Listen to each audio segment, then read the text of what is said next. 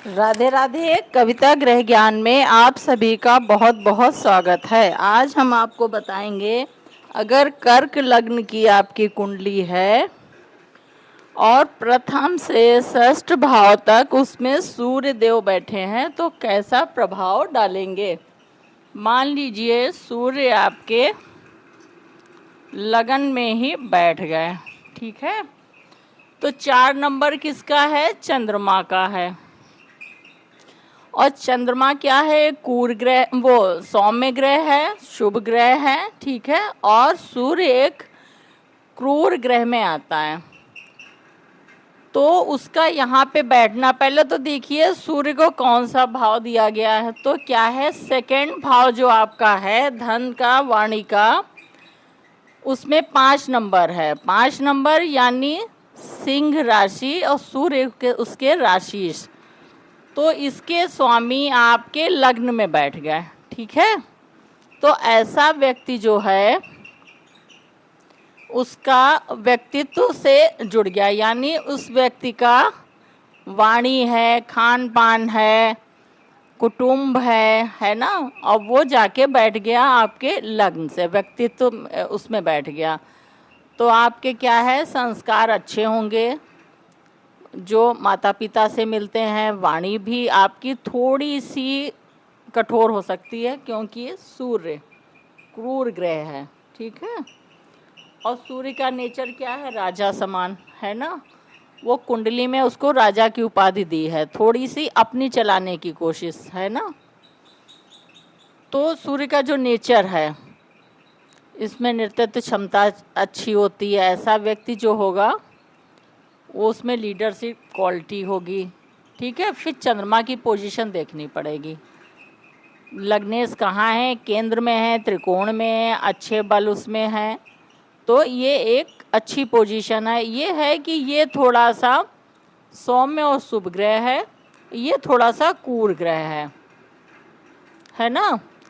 तो थोड़ा सा इसमें क्या होगा, ऐसा व्यक्ति जो है अपनी चलाने की कोशिश करेगा, दिल का अच्छा होगा, सॉफ्ट दिल होगा, लेकिन थोड़ा सा ऊपर से सख्त टाइप का वो दिखाने की कोशिश करेगा।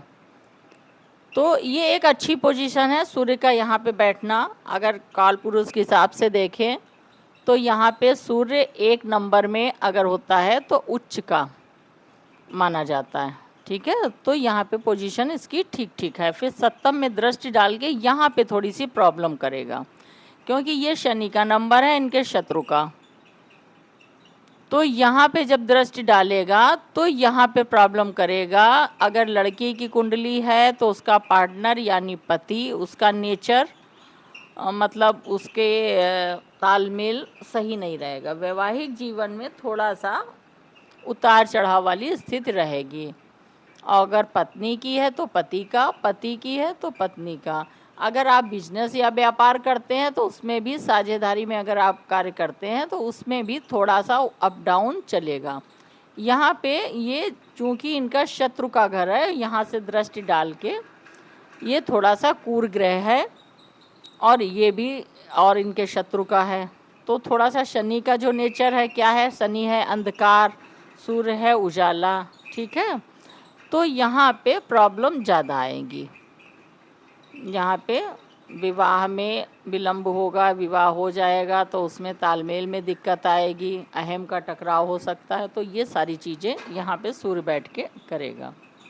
फिर मान लीजिए सूर्य आपके यहाँ पे बैठ गए, सेकंड भाव में, अपने ही घर में बैठ गए, ठीक है। तो ये क्या है, आपका कुटुंब का है, वाणी का है, खान पान का है, प्रारंभिक संस्कार हैं जो माता पिता से मिलते हैं, है ना। तो क्या है, ये क्रूर ग्रह है और अपने उसमें बैठ गया। धन संचय के लिए बहुत अच्छा है आर्थिक दृष्टि से। बाकी थोड़ा सा इसमें तालमेल में दिक्कत आएगी, ये अपनी चलाने की कोशिश करेगा, मतलब थोड़ा कटु भाषा होगी, कठोर, थोड़ा नियमबद्ध चलेगा, तो परिवार में थोड़ा सा टकराव हो सकता है, और वाणी थोड़ी कटु हो सकती है। वैसे धन के हिसाब से बहुत अच्छा रहेगा, धन का स्वामी धन में ही बैठ गया, तो ये पोजीशन ठीक ठीक है। फिर आप सातवीं दृष्टि कहाँ डालेगा, यहाँ पे प्रॉब्लम करेगा। एक तो शनि का नंबर है, वही है ना, शनि क्या है, अंधकार, ये त्रिक भाव है, तो पीड़ा, कष्ट, आयु भी इसी से देखते हैं, है ना, रिसर्च का है उसका। तो यहाँ पे ये दृष्टि डाल के प्रॉब्लम करेगा शत्रु के घर में। थोड़ा सा ये त्रिक भाव भी है, थोड़ा वो क्रूर ग्रह है, ये शनि इनके शत्रु हैं। तो यहाँ पे आपका अचानक समस्याएं, कष्ट, पीड़ा, दुर्घटनाएं और इन सब चीज़ों का ये थोड़ा सा स्वास्थ्य संबंधी प्रॉब्लम भी हो सकती है। तो ये सारी चीज़ें करेंगे। फिर मान लीजिए सूर्य आपके यहाँ पे बैठ गए 3rd हाउस में, तो ये क्या है, छोटे भाई बहन का है, छोटी यात्राओं का है, मीडिया, लेखन, है ना, यहाँ पे साहस, पराक्रम। यहाँ पे सूर्य की पोजीशन बहुत अच्छी है क्योंकि ये साहस का है। यहाँ पे मेहनत देखते हैं। सूर्य एक क्रूर ग्रह है और 6 नंबर इनके मित्र का है, बुध का। कन्या राशि हुई 6 नंबर की, बुध इनके मित्र हैं, तो ये मित्र के घर में हैं। तो ऐसा व्यक्ति बहुत ही पराक्रमी होगा, रिस्क लेने की क्षमता होगी उसमें। और यहाँ पे क्रूर ग्रह बहुत अच्छे माने गए क्योंकि यहाँ पे क्या है, मंगल सेनापति, उसका काम क्या है, मेहनत करना और विजय प्राप्त करना, जोश होता है उसमें। ऐसे ही सूर्य भी है, सूर्य में भी जो है राजा समान इसको उपाधि दी गई। इसको भी जो है मेहनत और उससे पीछे नहीं होगा ऐसा व्यक्ति, और अपने पराक्रम और साहस से चीज़ें हासिल करेगा। छोटे भाई बहनों से भी तालमेल अच्छा होगा क्योंकि अपने मित्र के घर में है।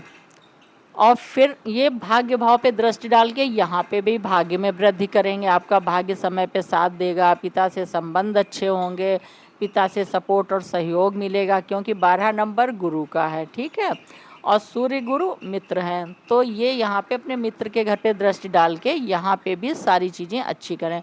उच्च शिक्षा का है, विदेश का है, ठीक है, लंबी यात्राएं हैं, धार्मिक कर्म है, धर्म कर्म में उस व्यक्ति की रुचि होगी, अच्छी धार्मिक प्रवृत्ति का होगा। तो यहाँ पे दृष्टि डाल के बहुत अच्छा करेगा, भाग्य भाव में दृष्टि डाल के। फिर मान लीजिए सूर्यदेव यहाँ पे बैठ गए, तो ये क्या है, एक तो कालपुरुष के हिसाब से चंद्रमा को ये भाव दिया गया, 1 2 3 4 नंबर यहाँ आता है। चंद्रमा का कर्क राशि, वो सौम्य और शुभ और भावुक वाला ग्रह है, इसीलिए उसको माँ से जोड़ा गया। इस यहाँ से माँ का भी देखते हैं। और ये 7 नंबर शुक्र का है। शुक्र और सूर्य में शत्रुता है, दूसरे 7 नंबर में सूर्य नीच का माना जाता है, ठीक है, और ये एक क्रूर ग्रह है। तो यहाँ पे पोजीशन अच्छी नहीं होगी। ये जिन जिन चीज़ों का है, माँ का है, माँ के साथ तालमेल नहीं अच्छा होगा, माँ का स्वास्थ्य प्रभावित रह सकता है, जमीन जायदाद, भवन, वाहन, नौकर चाकर सब इससे देखते हैं। मानसिक सुख, माँ का सुख, उन सब में कमी आएगी और घर का वातावरण कलहपूर्ण हो सकता है।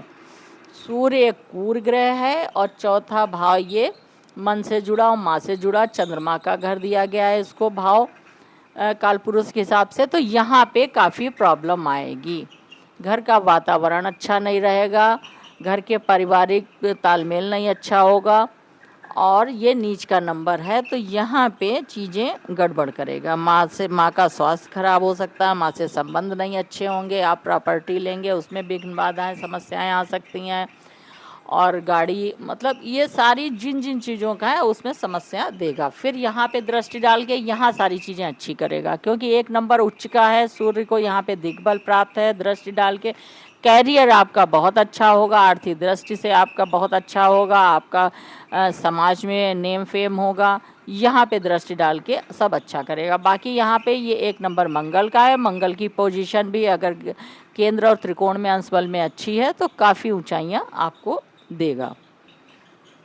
फिर मान लीजिए सूर्यदेव आपके बैठ गए हैं 5म भाव में, तो ये क्या है, 2nd भाव का धनेश का यहाँ इसमें बैठना अच्छा ही है। 1 2 3 4 अपने से चौथे में, मित्र के घर में। 8 नंबर वृश्चिक, मंगल उनके राशिश हुए, मंगल देव इनके परम मित्र हैं। तो यहाँ पे पोजीशन सूर्य की अच्छी, कालपुरुष के हिसाब से सूर्य का ही ये घर है। तो यहाँ पे ऐसे व्यक्ति की शिक्षा बहुत अच्छी होगी, संतान बहुत अच्छी होगी, क्रिएटिविटी का भी ये है, पिछले पुण्य का भी है ना। तो यहाँ पे चीज़ें सारी बेहतर होंगी। तो ये पोजीशन बहुत अच्छी है। फिर 7वीं दृष्टि ये कहाँ डालेगा? आपके एकादश भाव में।